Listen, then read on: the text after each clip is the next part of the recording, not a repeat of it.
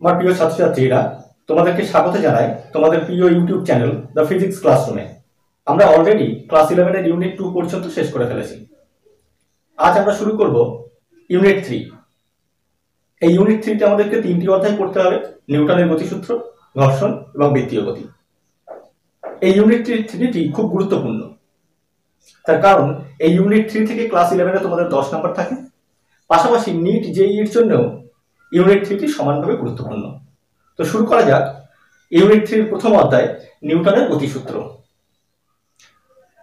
Class 9 এ নিউটনের গতিসূত্রের একটা বড় অংশ আমরা পড়েছি। এখানে আরেকটু বেশি করে পড়তে হবে, তবে অ্যাডভান্স স্টেজে যাওয়ার আগে নিউটনের গতিসূত্রে আমরা যেগুলো পড়েছি সেগুলো একটু আমরা চালিয়ে নিই। তো শুরু করা যাক। সবার প্রথমে আমরা পড়ব নিউটনের প্রথম সূত্র। নিউটনের প্রথম সূত্র কি বলা হয়? নিউটনের প্রথম সূত্রে বলা আছে, বাইরে থেকে বল প্রযুক্ত না হলে স্থির বস্তু চিরকাল স্থির এবং গতিশীল বস্তু চিরকাল সমবেগে সরলরেখা বরাবর চলতে থাকবে। অর্থাৎ যদি টেবিলের উপরে এই ডাস্টারটি থাকে, তবে এই ডাস্টারটির উপরে বল প্রয়োগ না করার পর্যন্ত এই ডাস্টারটি টেবিলের উপরেই থাকবে, টেবিল থেকে নড়বে না। একই রকম ভাবে গতিশীল বস্তুতে বল প্রয়োগ না করলে তার গতির পরিবর্তন হবে না, সেই গতিশীল বস্তুটি সরলরেখা বরাবর সমবেগে চলতে থাকবে। এটি হলো নিউটনের প্রথম গতিসূত্র। এই নিউটনের প্রথম গতিসূত্র থেকে আমরা দুটি বিষয় জানতে পারি। এক হলো পদার্থের জাড্য ধর্ম, আর দুই বলের সংজ্ঞা। জাড্য ধর্ম কি করে জানতে পারি? না, নিউটনের প্রথম গতিসূত্রে বলা হয়েছে যে স্থির বস্তু চিরকাল স্থির এবং গতিশীল বস্তু চিরকাল সমবেগে সরলরেখা বরাবর গতিশীল থাকবে যদি বল প্রয়োগ না করা হয়। তার মানে কি? তার মানে স্থির বস্তু স্থির এবং গতিশীল বস্তু গতিতে থাকতে চায়। তাহলে স্থির বস্তুর স্থির অবস্থায় থাকতে চাওয়া, গতিশীল বস্তুর গতিশীল অবস্থায় থাকতে চাওয়া, এটি একটি ধর্ম, পদার্থের একটি ধর্ম। এই ধর্মটিকে বলা হয় জাড্য ধর্ম। এই জাড্য ধর্মকে আমরা দুভাগে ভাগ করতে পারি। এক হচ্ছে স্থিতিজাড্য, স্থির বস্তুর স্থির অবস্থায় থাকতে চাওয়ার যে ধর্ম তাকে বলা হবে স্থিতিজাড্য। একই রকম ভাবে গতিশীল বস্তুর সরলরেখা বরাবর সমবেগে গতিশীল থাকতে চাওয়ার যে ধর্ম সেটাকে বলা হয় গতিজাড্য। স্থিতিজাড্যের উদাহরণ কি হতে পারে? না, একটি বাসের মধ্যে কোনো একজন যাত্রী দাঁড়িয়ে আছে। এখন হঠাৎ যদি বাসটি চলতে শুরু করে, তাহলে ওই দাঁড়িয়ে থাকা যাত্রী পেছন দিকে হেলে পড়ে। তার কারণ গাড়িটি যখন চলতে শুরু করে, ওই গাড়িতে দাঁড়িয়ে থাকা যাত্রীর পাটিও গাড়ির সঙ্গে চলতে শুরু করে। কিন্তু স্থিতিজাড্যের জন্য ওই দাঁড়িয়ে থাকা যাত্রীর দেহটি স্থির থাকতে চায়, ফলে পা এগিয়ে গেলেও দেহটি ওই একই জায়গায় স্থির থাকতে চাওয়ার জন্য দেহটি পেছন দিকে থেকে যায়, ফলে যাত্রীটি পেছনের দিকে হেলে পড়ে। একটি পরীক্ষা থেকে স্থিতিজাড্য বোঝা যেতে পারে। এটি একটি বহুল প্রচলিত পরীক্ষা। আমার হাতে একটি কাচের মগ আছে, আমি একটি কার্ডবোর্ড বা আই কার্ড নিলাম, তার উপরে একটি পয়সা রেখেছি। এখন যদি খুব দ্রুত এই কার্ডবোর্ডটাকে টেনে নেওয়া হয়, তাহলে কি হবে দেখা যাক। খুব দ্রুত কার্ডবোর্ডটাকে টেনে নিলে পয়সাটি এই মগের মধ্যে পড়লো। কেন পয়সাটি কাচের মগের মধ্যে কেন পড়লো? না, যখন আমি কার্ডবোর্ডটাকে টেনে নিয়েছি, কার্ডবোর্ডটি গতিশীল হলো, কিন্তু কার্ডবোর্ডের উপরে থাকা এই পয়সাটি স্থিতিজাড্যের জন্য ওখানেই থাকতে চাইবে।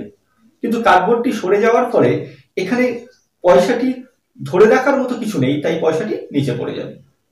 এটি হলো স্থিতিজাড্যের একটি প্রদর্শনীমূলক পরীক্ষা। গতিজাড্য কাকে বলে বললাম? না, গতিশীল বস্তু গতিশীল থাকতে চায়, এই ধর্মকে বলা হয় গতিজাড্য। তো এই গতিজাড্যের উদাহরণ আবার আমরা এটাই আসতে পারি যে একটি ফ্যান, ঘরের ফ্যান চলছিল, হঠাৎ করে যদি সুইচটি অফ করা হয়, কি হবে? সুইচটি অফ করার পরেও ফ্যানটি চলতে শুরু করবে, কারণ ফ্যানটি গতিতে ছিল।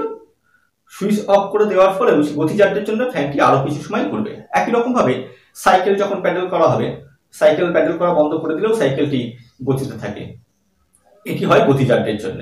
কিংবা চলন্ত বাস যদি হঠাৎ ব্রেক কষে, তাহলে ওই বাসে দাঁড়িয়ে থাকা যাত্রী বা বসে থাকা যাত্রী সামনের দিকে হেলে পড়ে। এগুলো সবই গতিজাড্যের জন্য।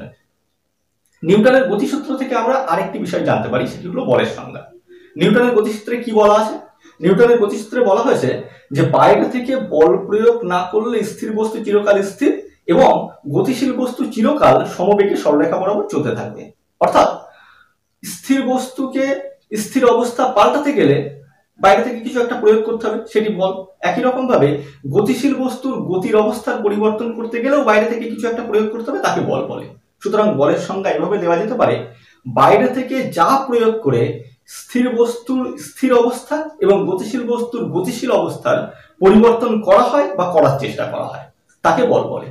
করার চেষ্টা করা হয় কেন বলছি? মনে করো একটি বাড়িকে বল প্রয়োগ করে গতিশীল করার চেষ্টা করা হচ্ছে বা তার স্থির অবস্থার পরিবর্তন করার চেষ্টা করা হচ্ছে। এখন বাড়িতে যদি বল প্রয়োগ করা হয়, বাড়িকে যদি ঠেলা হয়, বাড়ির কি স্থির অবস্থার পরিবর্তন হবে? নিশ্চয়ই হবে না। তাহলে বাড়িটির অবস্থার স্থির অবস্থার পরিবর্তন হলো না, তাই বলে কি আমি কিছু প্রয়োগ করলাম না? বল প্রয়োগ করলাম না? করলাম। বল প্রয়োগ করে স্থির অবস্থার পরিবর্তন করতে চাইলাম, চেষ্টা করলাম। তবে বাইরে থেকে যা প্রয়োগ করে স্থির বা গতিশীল অবস্থার পরিবর্তন করা হয় বা করার চেষ্টা করা হয় তাকে বল বলে। এবার আসি নিউটনের দ্বিতীয় গতিসূত্র। নিউটনের দ্বিতীয় গতিসূত্রে বলা হয়েছে যে কোনো বস্তুর ভরবেগের পরিবর্তনের হার বস্তুটির উপরে প্রযুক্ত বলের সমানুপাতিক, আর বল যেদিকে ক্রিয়া করে বস্তুর ভরবেগের পরিবর্তনও সেই দিকে হয়। ভরবেগের পরিবর্তনের হার প্রযুক্ত বলের সমানুপাতিক। তার মানে যত বেশি বল প্রয়োগ করা হবে ভরবেগের পরিবর্তন তত বেশি হবে, অর্থাৎ বেশি বেশি করে বেগ বাড়বে, মানে ত্বরণ বেশি হবে। এটি হলো নিউটনের দ্বিতীয় গতিসূত্র। আর ভরবেগের পরিবর্তনটা কোন দিকে হবে? না, যেদিকে বল প্রয়োগ করা হবে সেই দিকে ভরবেগের পরিবর্তন হবে। এখন এই নিউটনের দ্বিতীয় গতিসূত্র থেকে আমরা বলের পরিমাপ করতে পারি। প্রথম গতিসূত্র থেকে যেমন আমরা বলের সংজ্ঞা পাই, নিউটনের দ্বিতীয় গতিসূত্র থেকে তেমন আমরা বলের পরিমাপ করতে পারি। কিভাবে? আমাদের কাছে এম ভরের একটি বস্তু আছে।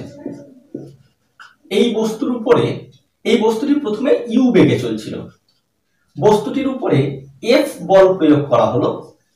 এফ বল প্রয়োগ করার ফলে কি হলো না, বস্তুটির বেগ বেড়ে গেল। বস্তুটির বেগ বেড়ে বেগ হলো ভি। এই যে বেগ ইউ থেকে বেড়ে ভি হলো, এই ঘটনাটা ঘটেছে টি সেকেন্ড সময়। তাহলে বল প্রয়োগ করার আগে বস্তুটির ভরবেগ ছিল এম ইউ, বল প্রয়োগ করার পরে বস্তুর ভরবেগ হয়েছে এম ভি।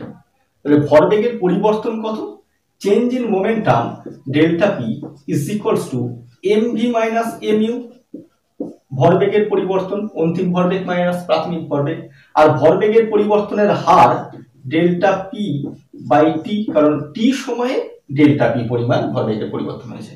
তাহলে একক সময়ে ভরবেগের পরিবর্তন ডেল্টা পি বাই টি, একেবারে ভরবেগের পরিবর্তনের হার ইজ ইকুয়ালস টু হবে এম কমন নিলে হয় ভি মাইনাস ইউ বাই টি। নিউটনের গতিসূত্রে দ্বিতীয় গতিসূত্রে বলা আছে যে ভরবেগের পরিবর্তনের হার প্রযুক্ত বলের সমানুপাতিক, অর্থাৎ প্রযুক্ত বল এফ তার সমানুপাতিক হলো এই ভরবেগের পরিবর্তনের হার delta P by delta T, বা F proportional to M V minus U by T. এখন লক্ষ্য করো, V minus U by T বেগের পরিবর্তন বাই সময় বা বেগের বৃদ্ধি বাই সময়। বেগের বৃদ্ধি বাই সময়কে কি বলা হয়? বস্তুর ত্বরণ বলা হয়। তাহলে F proportional to M into V minus U by T, অর্থাৎ এ ত্বরণ, তাহলে এফ প্রপোর্শনাল টু এম। আর এই প্রপোর্শনাল টু কে সমান করতে গেলে একটি ধ্রুবক দিয়ে আমাদেরকে গুণ করতে হয়, সেই ধ্রুবকটি কে হলে F is equals to K into M A. এই ধ্রুবককে, এই কে এর মান বস্তুর ভর, বস্তুর ত্বরণ, এদের এককের উপরে নির্ভর করে। এখন যদি আমরা এরকম নিতে পারি যে বস্তুর ভর 1 এবং বস্তুর ত্বরণ 1 আর এফ যদি 1 হয়, অর্থাৎ একক ভরের কোনো বস্তুতে একক ত্বরণ সৃষ্টি করতে যদি একক পরিমাণ বল প্রয়োগ করতে হয়, তাহলে এই এফ এম এ এই রাশিগুলির মান 1 বসালে আমরা পাই কে ইজ ইকুয়ালস টু 1।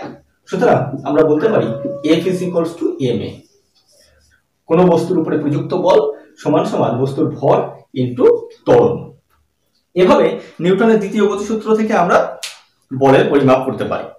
এই বলের একক কি? বলের একক এসআই পদ্ধতিতে নিউটন, সিজিএস পদ্ধতিতে ডাইট, এবং বলের মাত্রা কি হবে?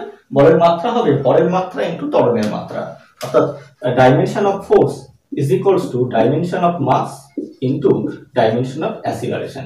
Dimension of mass m, dimension of acceleration l t to the power -2। সুতরাং ফোর্সের ডাইমেনশন হবে l t to the power -2। এই নিউটনের দ্বিতীয় গতিসূত্র থেকে আমরা নিউটনের প্রথম গতিসূত্রের ধারণাও পেতে পারি, কারণ নিউটনের দ্বিতীয় গতিসূত্রে কি বলা হয়েছে? F সমান সমান ma, F is equals two ma। এখন যদি কোনো বস্তুর উপরে প্রযুক্ত বল শূন্য হয়, কোনো বস্তুর উপরে যদি বল প্রযুক্ত না হয়, তাহলে আমরা বলতে পারি ma ইজ ইকুয়ালস টু 0। এই সমীকরণে F সমান 0 বসালে ma সমান সমান 0। এখন কোনো বস্তুর ভর তো শূন্য হতে পারে না, তাহলে বস্তুর ত্বরণ সমান সমান শূন্য। ত্বরণ মানে বেগের বৃদ্ধি বা বেগের পরিবর্তন বাই সময়। এখন এখান থেকে বলতে পারি V minus U is equals to 0, অর্থাৎ বস্তুর বেগের কোনো পরিবর্তন হবে না, V is equals to U. যদি কোনো বস্তুর উপরে বল প্রযুক্ত না হয় তবে বস্তুর বেগের পরিবর্তন হবে না। এখন বস্তুর বেগের পরিবর্তন হবে না দুটি শর্ত হতে পারে। এক, যদি বস্তুটি স্থির থাকে তাহলে বস্তুর বেগের কোনো পরিবর্তন হবে না। আর এক হয় বস্তুটি যদি সরলরেখা বরাবর সমবেগে চলতে থাকে, অর্থাৎ এখন বেগ ইউ, 5 মিনিট পরেও বেগ ইউ, আরো 5 মিনিট পরেও বেগ ইউ, সরলরেখা বরাবর সমবেগে চলতে থাকে, সেক্ষেত্রেও বেগের পরিবর্তন হয় না। সুতরাং আমরা বলতে পারি বাইরে থেকে বল প্রযুক্ত না হলে স্থির বস্তু চিরকাল স্থির থাকবে, অথবা গতিশীল বস্তু চিরকাল সমবেগে সরলরেখা বরাবর চলতে থাকে। এভাবে নিউটনের দ্বিতীয় গতিসূত্র থেকে আমরা প্রথম গতিসূত্রের ধারণা পেতে পারি। আরেকটি ইম্পর্টেন্ট কথা একটু বলে রাখি, বস্তুর ভরই হলো বস্তুর জাড্যের পরিমাপ। কেন বলছি? কারণ যে বস্তু যত ভারী সেই বস্তুর স্থির বা গতিশীল অবস্থার পরিবর্তন করা তত কঠিন। যেমন একটি ছোট পাথরকে সহজে আমরা ঠেলে নিয়ে যেতে পারি, অর্থাৎ ছোট পাথর স্থির অবস্থায় ছিল তাকে গতিশীল সহজে করতে পারি। কিন্তু একটি বড় পাথর বা খুব ভারী পাথর যদি হয়, সেই ভারী পাথরকে বল প্রয়োগ করে সরানো খুব কঠিন। সুতরাং কোন বস্তুর স্থির অবস্থায় থাকতে চাওয়ার ধর্ম বা জাড্য ধর্ম নির্ভর করে তার ভরের উপরে। একই রকম ভাবে গতিশীল বস্তুর গতিতে থাকার ধর্ম বা গতিজাড্য সেটিও নির্ভর করে তার ভরের উপরে। একটি অটো রিক্সা যদি খুব আস্তে যায় তাকে সহজে বল প্রয়োগ করে থামানো সম্ভব, কিন্তু একটি লরি যদি আসতেও যায় তবে তাকে বল প্রয়োগ করে থামানো খুব কঠিন। অর্থাৎ যে বস্তুর ভর খুব বেশি হয় সেই বস্তুর জাড্য ধর্ম খুব বেশি হয়, তাই বলা হয় বস্তুর ভরই বস্তুর জাড্যের পরিমাপ। আর নিউটনের দ্বিতীয় গতিসূত্রে বলা হয়েছে ভরবেগ। ভরবেগ কাকে বলে? ভর এবং বেগের সমন্বয়ে কোনো গতিশীল বস্তুতে যে গতীয় ধর্মের সৃষ্টি হয় তাকে বলা হয় ভরবেগ। এই ভরবেগ পরিমাপ করা হয় ভর এবং বেগের গুণফল দিয়ে। এখন প্রশ্ন হলো, ভর এবং বেগের গুণফল কিভাবে একটি বস্তুর গতীয় ধর্মের সৃষ্টি করে? একটি উদাহরণের সাহায্যে বোঝা যাক। মনে করো একটি ঢালু রাস্তা, রাস্তাটি এরকম অনুভূমিক নয়, এরকম ঢালু ভাবে নিচের দিকে নেমে গেছে। এখন এই ঢালু রাস্তার উপর থেকে যদি একটি লরি এবং একটি অটোরিকশা একই বেগ নিয়ে নামতে থাকে, তাহলে কোনটিকে বল প্রয়োগ করে সহজে থামানো সম্ভব? নিশ্চয়ই আমরা বুঝতে পারছি অটোরিকশাকে থামানো সম্ভব, কিন্তু ওই লরিটাকে থামানো সম্ভব নয় বল প্রয়োগ করে। তার কারণ কি? দুটো তো একই বেগে আসছে, তাহলে অটোকে থামানো সম্ভব অথচ লরিকে থামানো সম্ভব নয়। কেন? কারণ অটোর ভর কম, ভর এবং বেগের গুণফলটা কম, অর্থাৎ অটোর ভরবেগ কম, কিন্তু লরির ভর বেশি হওয়ায় ভর এবং বেগের গুণফল বেশি। আর ভর এবং বেগের গুণফল যার বেশি তার গতীয় ধর্ম বেশি, তাকে থামানো খুব কঠিন, সে আরো গতিতে থাকতে চায়। তাহলে যে বস্তুর ভর বেশি সেই বস্তুর ভর এবং বেগের গুণফল সহজে বেশি হয়। তাহলে ভর এবং বেগের গুণফল এই দুটি মিলে কোনো বস্তুতে গতীয় ধর্মের সৃষ্টি করতে পারে, তাই ভর এবং বেগের গুণফলকে বলা হয় বস্তুর ভরবেগ। এবারে আমরা শিখব বলের ঘাত এবং ঘাত বল। স্থির মানের বল যদি কিছু সময় ধরে একটি বস্তুর উপরে ক্রিয়া করে, তবে সেই বলের মান এবং ক্রিয়াকালের গুণফলকে বলা হয় বলের ঘাত। কিরকম না, আমার কাছে একটি বস্তু আছে, এই বস্তুটির উপরে আমি একই মানের বল, অর্থাৎ মনে করো 5 নিউটন বল, এই 5 নিউটন বল আমি কিছু সময় ধরে 5 মিনিট ধরে 5 নিউটন বল প্রয়োগ করেই চলেছি। তাহলে ওই বলের মান এবং যত সময় ধরে বলটা প্রয়োগ করছি এই দুটি গুণফলকে বলা হবে বলের ঘাত। এই বলের ঘাত একটি ভেক্টর রাশি। তাহলে এই হলো একটি বস্তু, এই বস্তুর উপরে এফ বল টি সেকেন্ড সময় ধরে প্রয়োগ করা হয়েছে। প্রয়োগ করার ফলে কি হলো না, বস্তুটির বেগ ছিল প্রথমে ইউ, বস্তুটির ভর এম, কিন্তু টি সময় ধরে এফ বল প্রয়োগ করার ফলে বস্তুটির বেগ বেড়েছে, বেগ বেড়ে বস্তুটির বেগ হয়েছে ভি। তাহলে বলের ঘাত হলো বলের ঘাত ওই বলের মান এবং ক্রিয়াকালের গুণফল, তাকেই বলা হবে বলের ঘাত, এফ ইন্টু টি। আবার আমরা নিউটনের দ্বিতীয় গতিসূত্র থেকে শিখেছি এফ সমান সমান M A into T is equals to M into ত্বরণ অর্থাৎ বেগের পরিবর্তন বাই সময় V minus U by T, V minus U by T into T, T T কেটে গেল, তাহলে বলের ঘাত সমান দাঁড়ায় এমভি মাইনাস এমইউ।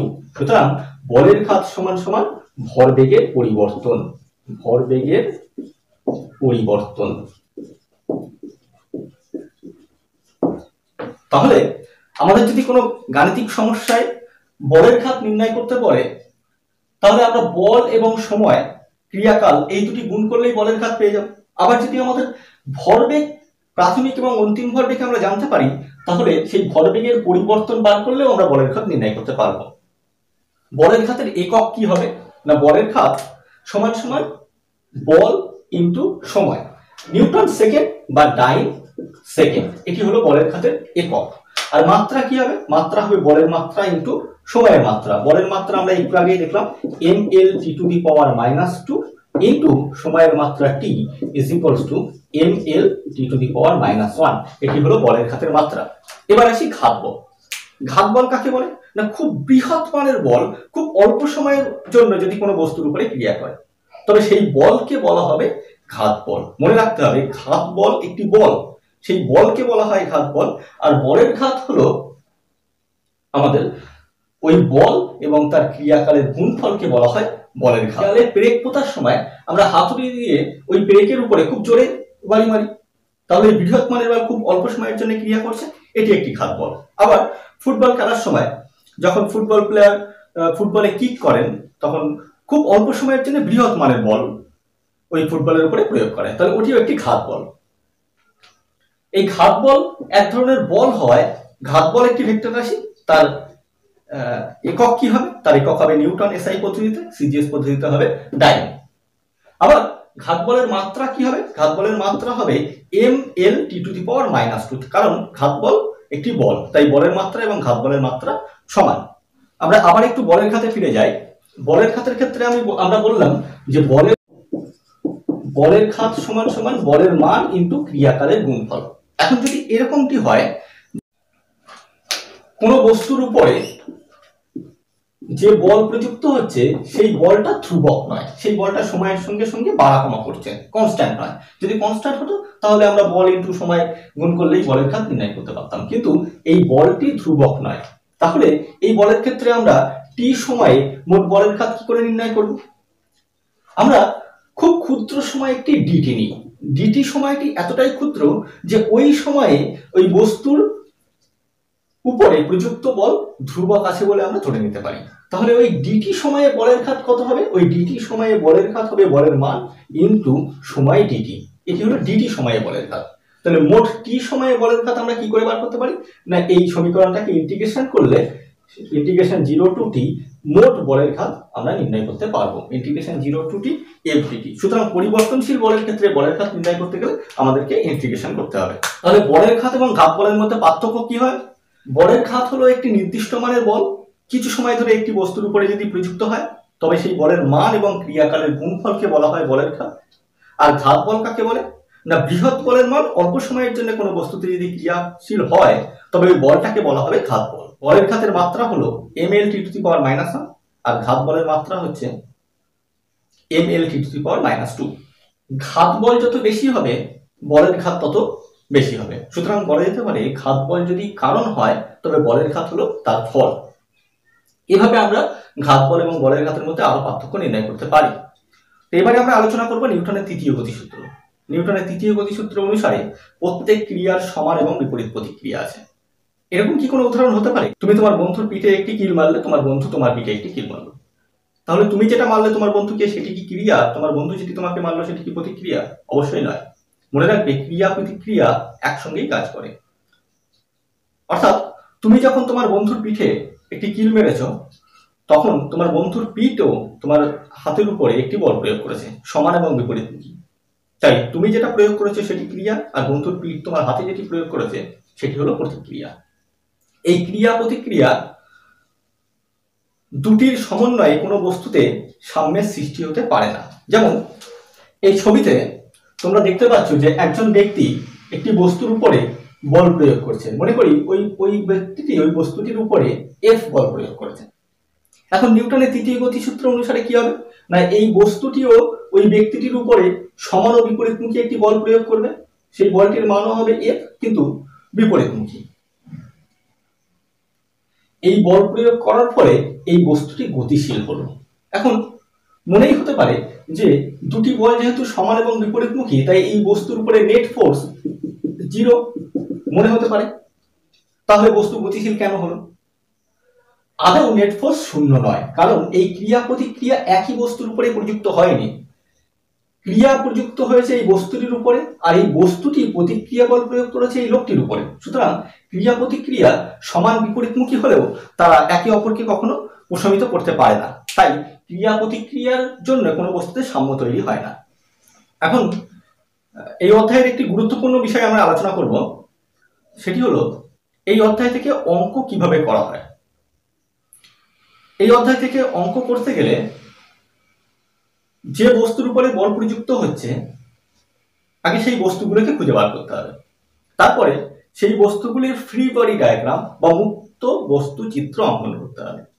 মুক্ত বস্তু চিত্র অঙ্কন বলতে কি না, ওই গাণিতিক সমস্যায় আমরা যে বস্তুটির উপরে ফোকাস করছি শুধুমাত্র ওই বস্তুর উপরে কি কি বল প্রযুক্ত হচ্ছে সেইগুলোকে সঠিক দিক এবং সঠিক মানে আঁকতে হবে। সেটি হলো মুক্ত বস্তু চিত্র বা ফ্রি বডি ডায়াগ্রাম। আর এই ফ্রি বডি ডায়াগ্রাম আঁকতে পারা মানেই অঙ্কের অর্ধেকটাই সমাধান করা।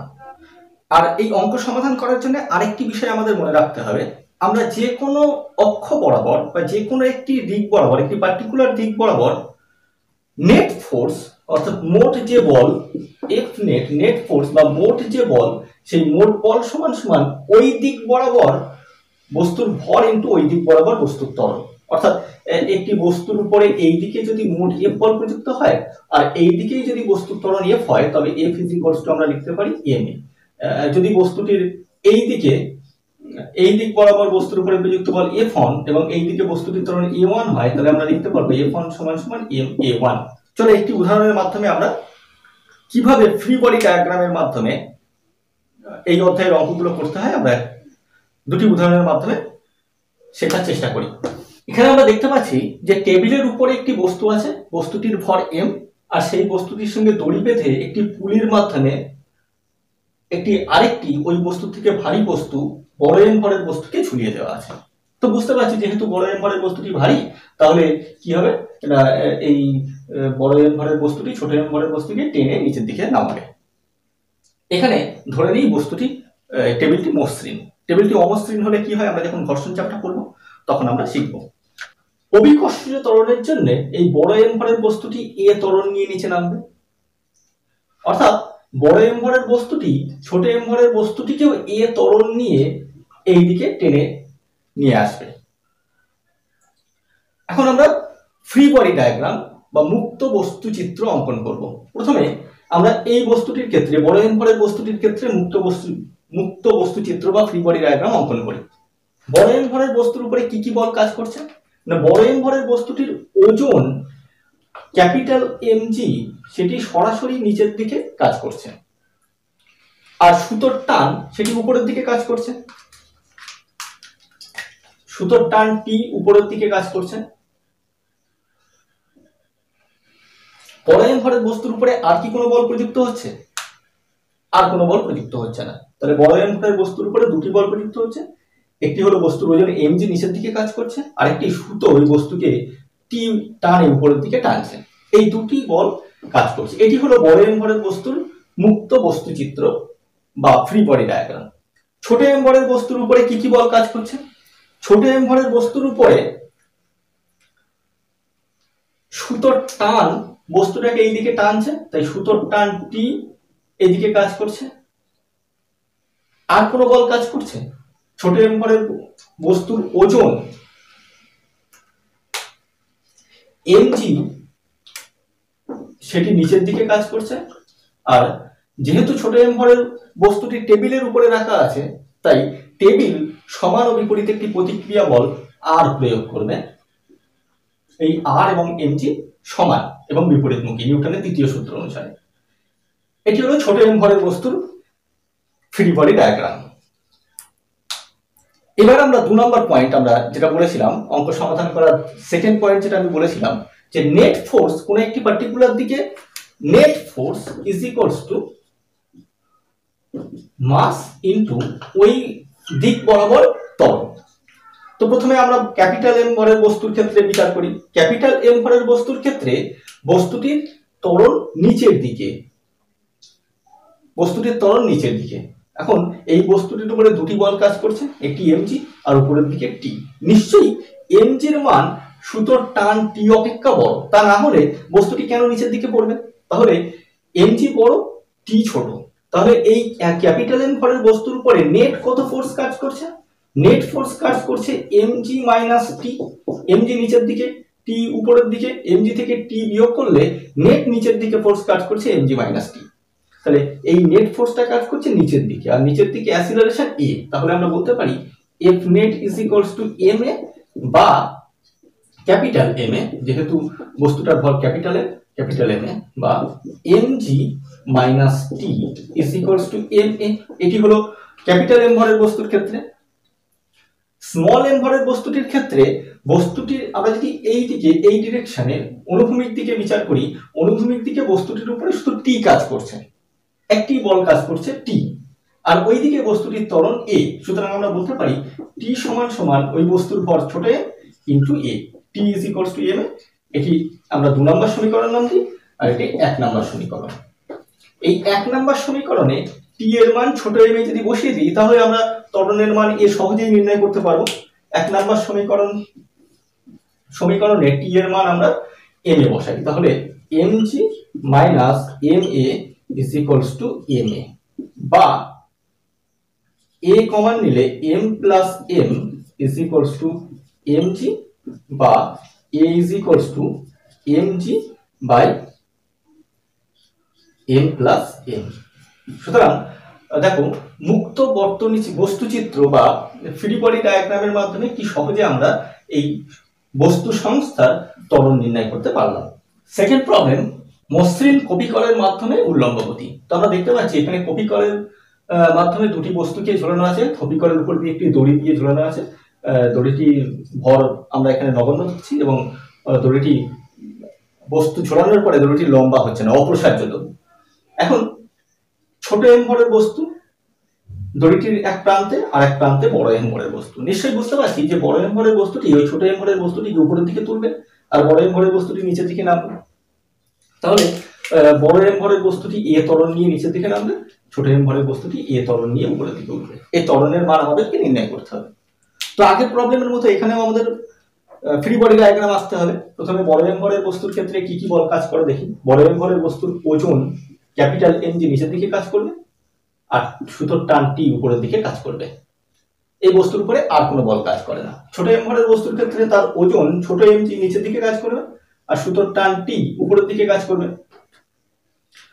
যেহেতু বড় এম ভরের বস্তুটি নিচের দিকে নামছে, তাই বলতে পারি যে সুতোর টান টি অপেক্ষা এম জি বড়, তাই নেট ফোর্স হবে M G minus T is equals to বস্তুর ভর ইন্টু ত্বরণ। 1 নম্বর সমীকরণ।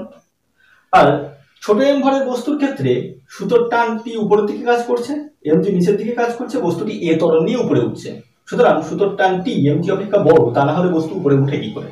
তাই আমরা বলতে পারি যে টি মাইনাস এম জি, এটি হলো ছোট এম ভরের বস্তুর উপরে net force is equals two ওই বস্তুর ভর ইনটু ত্বরণ। 2 নম্বর সমীকরণ। এই 1 এবং 2 নম্বর সমীকরণ যদি আমরা যোগ করি, 1 এবং 2 নম্বর সমীকরণ যোগ করলে এখানে মাইনাস টি এখানে প্লাস টি, তাহলে কাটা যাবে, মাইনাস টি প্লাস টি কাটা যাবে। এখানে M minus M into G is equals to M plus M into A, বা acceleration A is equals to M minus M by M plus M into G. এভাবে free body diagram বা মুক্ত বস্তু চিত্রের মাধ্যমে আমরা খুব সহজে এই অধ্যায়ের অঙ্কগুলো করতে পারবো। তো আজকের মতো এখানেই শেষ করছি। নতুন ভিডিওর সঙ্গে দেখা হবে, ততক্ষণ পর্যন্ত take care and good bye.